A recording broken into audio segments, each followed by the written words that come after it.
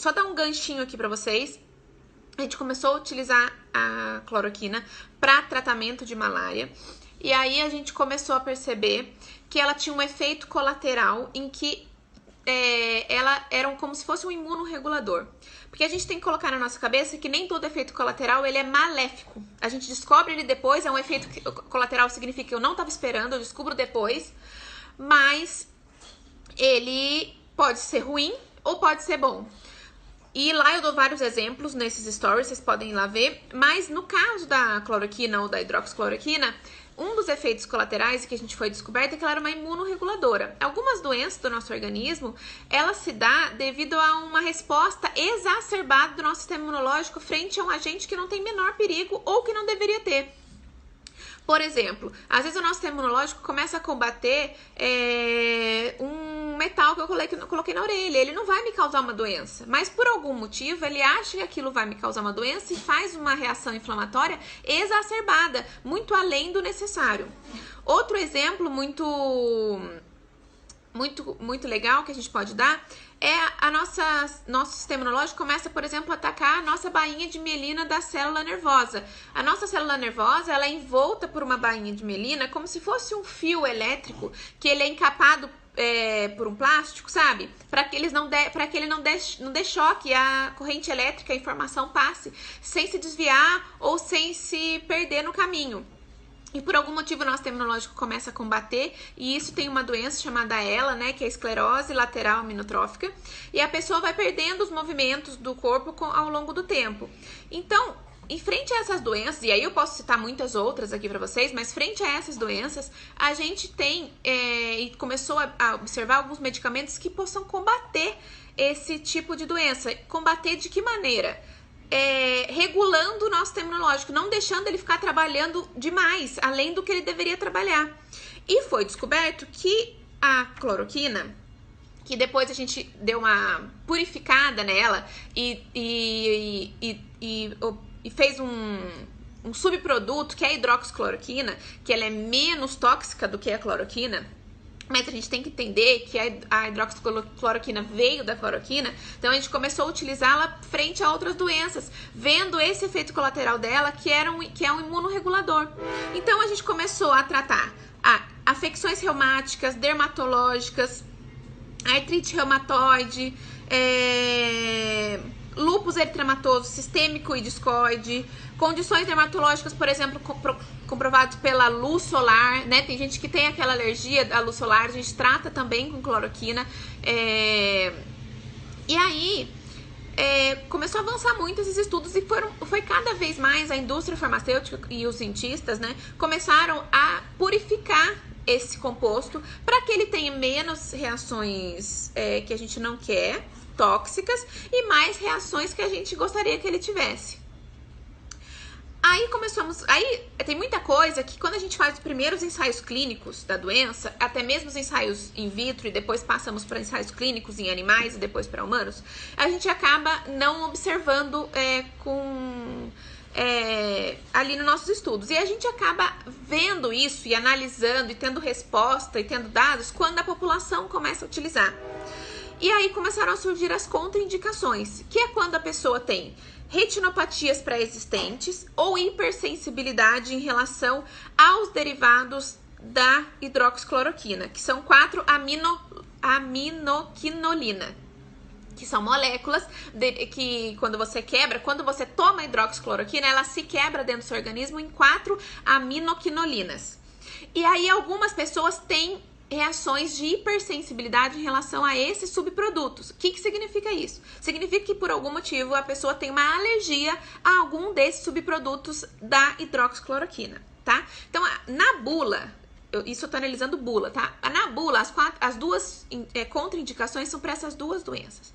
E aí, muitos médicos, cientistas, começaram a questionar e a colocar em pauta que esse medicamento também pode causar alguns efeitos colaterais em relação ao nosso sistema cardíaco, ao nosso sistema circulatório ou cardiovascular. E aí a gente começou a ver que esses efeitos eles se davam ao uso em altas doses. e são doses que não são indicadas. Além disso, a hidroxicloroquina, ela tem um efeito prolongado. Então, eu tomo hoje e eu vou tomando ela ao longo do tempo e ela vai se depositando no meu organismo. É como se cada dia eu comprasse uma maçã e fosse depositando na minha fruteira. Até que no final de 7 dias eu tenho 7 maçãs, então a minha fruteira está cheia. Então, meu organismo vai ter uma maior quantidade desses subprodutos da cloroquina. E aí também, na bula, a gente consegue observar vários efeitos, algumas reações adversas descritas na bula, tá? Como anorexia, distúrbio psiquiátrico, cefaleia, prurido na pele, cardiopatias, tontura. E tudo isso se dá quando a pessoa tem um uso prolongado, um uso a longo prazo. E aí, eles até colocam lá que o ideal é que você faça exames periódicos de função muscular, tendinosos, hemogramas completos, para que você consiga prever que alguma coisa está saindo fora do controle. A gente tem que também entender que em relação ao vírus do corona, se dá um tratamento de hidroxicloroquina por 5 dias. Aqui nós estamos falando de pessoas que têm tratamento de 10 a 20 anos. E outra coisa que eu tenho que colocar bem para vocês aqui é que a dosagem que a gente toma de hidroxicloroquina é de até 400 miligramas diárias. Essas pessoas que tomam esses medicamentos, algumas chegam a tomar, eu até anotei aqui para eu não me perder, mas eu vou achar aqui. Eu sei que chega até a 200.000 miligramas diárias. Então, é muito além do indicado, tá? Toda vez que você exacerba a dose, você tem um efeito totalmente inesperado, porque os estudos, eles são em relação à dose, e daí eu até posso fazer um outro vídeo em relação a isso, tá? Porque a gente faz, quando a gente vai lançar um novo medicamento, a gente faz um estudo de dose mínima e dose máxima, para que você sempre fique num meio termo de segurança do medicamento. Para vocês terem uma ideia, se eu tomo uma cartela de paracetamol, eu posso falecer. Então, é só para vocês terem uma ideia, que apesar do medicamento ser um medicamento seguro, se eu exacerbo a dose, eu torno ele não mais seguro. E é aquele mesmo ditado sempre, né? A diferença do veneno e do remédio é só a dose. O mesmo medicamento, ele pode se tornar um veneno. E o mesmo veneno, ele pode se tornar um medicamento. Então, é só pra gente pensar nisso. E aí, eu fui pegar alguns estudos. Em 2016, saiu um estudo com 1.266 pacientes com artrite reumatoide que usaram a cloroquina. Nesse caso, eles usaram cloroquina, tá? Nem era hidroxicloroquina. É o composto que é um pouco mais tóxico do que a hidroxicloroquina. E eles observaram que tiveram um risco diminuído de 72% de doenças cardiovasculares. O que significa isso? Significa que 72% das pessoas que tomaram cloroquina e que tinham doenças reumatoides não tiveram doenças cardiovasculares. Então, ela preveniu a doença cardiovascular nesses pacientes. Teve um outro estudo de 2018, de 2.619 pacientes, em que os pacientes que utilizaram hidroxicloroquina agora estavam associados a um risco menor de doenças renais. Isso porque a hidroxicloroquina, ela é manipulada. Ai, me fugiu a palavra agora. Ela é sintetizada, ela é quebrada nos nossos rins. E mesmo assim, esses pacientes tiveram um risco menor de doenças renais.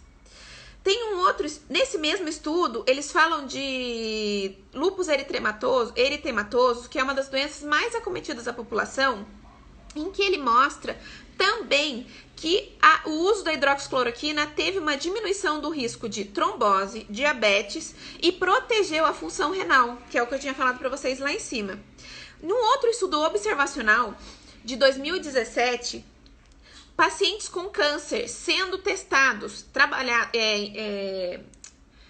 medicados com hidroxicloroquina, eles favoreciam a morte dessas células cancerógenas, inibindo a autofagia, quando o seu organismo começa a se matar, que é um pouco o que acontece nos estágios finais quando a gente tem um exame positivo de coronavírus, tá? porque depois eu vou fazer também um vídeo sobre corona, que eu estudei bastante sobre ele.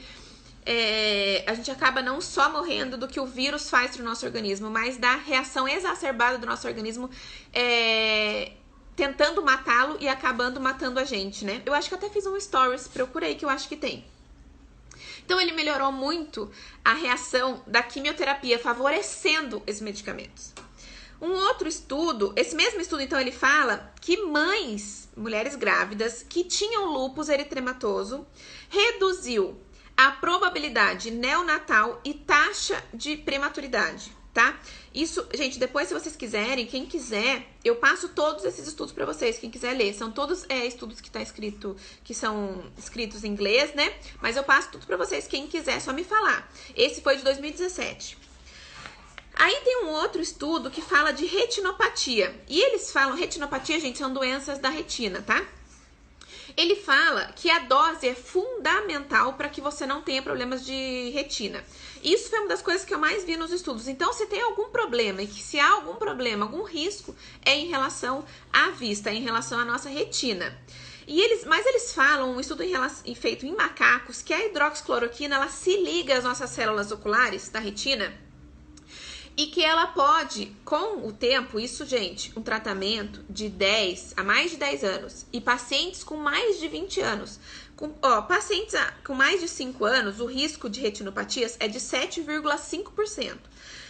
Com um tratamento de mais de 20 anos, esse risco aumenta para 20%. Mas pensem, é 20 anos, você tomando todos os dias uma dose de quase de 800 a 2.000 miligramas. Isso que eles estão propondo pra gente tomar em relação ao corona. E não tô falando pra ninguém sair tomando, tá? A não ser que seu médico, que você esteja realmente com vírus, ele te prescreve e você queira tomar. Mas essa dose é de 400 miligramas diária, por 5 dias, tá? Bom, voltando um pouquinho nessas doenças da retina, eles também têm um estudo do Royal College of Ophthalmologists. Eles sugerem que você sempre encaminhe o paciente para um oftalmo antes de começar o tratamento. Isso eu acho de extrema importância. E também, os pacientes que utilizam esse medicamento há mais de 5 anos, que façam esse encaminhamento prévio, né, ao oftalmo periodicamente. Teve uma outra revisão, gente, de 670, revisão sistemática, é quando a gente, não é um estudo clínico e nem observacional, é quando eu pego vários estudos relevantes, de vários autores relevantes, e faço uma revisão de tudo que eles estudaram, e tento encontrar um meio termo de tudo que todo mundo estudou. Nessa revisão, eles pegaram, que eram de 675 pacientes, eles identificavam que 56% das mulheres e 46% dos homens estavam recebendo doses mais do que a dose recomendada para o caso dela. Isso se deve porque alguns profissionais acabam fazendo o cálculo da dose do medicamento pela sua altura e pelo seu peso, sem respeitar a dose máxima. Então, se você pegar uma pessoa que mede 1,50, mas ela é obesa, se você fizer a conta de quanto ela deveria utilizar de dose, ela vai utilizar muito mais do que uma dose tóxica. Então, isso que a gente tem que entender, tá? Um outro estudo observou 3.955 pacientes para Estela. E ele viu que 53,6% também estavam recebendo doses muito elevadas. Bom, gente, então a gente tem que entender. A retinopatia, ela pode sim ser um efeito colateral do medicamento, mas ela está ligada a pacientes que tomam doses de 800 a 2.000 miligramas diárias por mais de 5 anos, sendo que tem pacientes que tomam há mais de 20 anos. Precisa sim de estudos para comprovar a eficácia desse medicamento em relação à cloroquina. E também que comprove que esse medicamento faça realmente algum dano à retina, tá? Nenhum estudo ainda é conclusivo, mas são estudos observacionais em que a gente observa uma taxa que aumenta de pacientes que tomam essas doses por esse tempo muito prolongado. E principalmente a genética do paciente conta demais no que ela vai ter em relação ao efeito colateral. Certo, gente? Bom, só lembrando outra coisa. A gente utiliza a hidroxicloroquina, alguns médicos utilizam e querem utilizar em pacientes comprovados, tá? Que eles têm o coronavírus. E com a teoria de que a cloroquina e a hidroxicloroquina, ela age não necessariamente no vírus matando ele, mas fazendo com que as nossas células fiquem com a membrana ácida e com isso o vírus não consiga entrar. Bom, eu acho que é isso que eu falei pra vocês. O vídeo já tem quase 20 minutos. Eu vou colocar ele no IGTV pra vocês verem. Qualquer dúvida que apareça, vocês me falem. Tiveram algumas perguntas aqui que vocês me mandaram. Eu acho que eu consegui respondê-las, tá? Faz muita diferença você começar o tratamento com a cloroquina nos 3 primeiros dias de sintoma. Depois que você já tá no 7º ou 5º dia, não adianta mais. Porque aí o seu sistema imunológico já tá trabalhando muito exacerbado. Suas células já estão comprometidas. Então, ele não vai ter uma eficácia como nos primeiros dias. Como eu falei pra vocês, então, o uso prolongado, ele realmente pode fazer, né, um efeito colateral muito grave, principalmente na retina, e não foi observado nesses estudos uma relação com o sistema cardiovascular. E essas são as comprovações científicas. Em relação ao que ele mata ou não o vírus, deixa ou não ele infectar a célula, ainda são estudos muito preliminares, mas que tem resultados muito interessantes. Certo, gente? Espero que vocês tenham gostado. No outro vídeo muita gente visualizou e não curtiu. Gente, curte pra mim. Eu sei que parece uma blogueira aqui falando, mas me ajude aí no vídeo. Certo, gente? Tchau!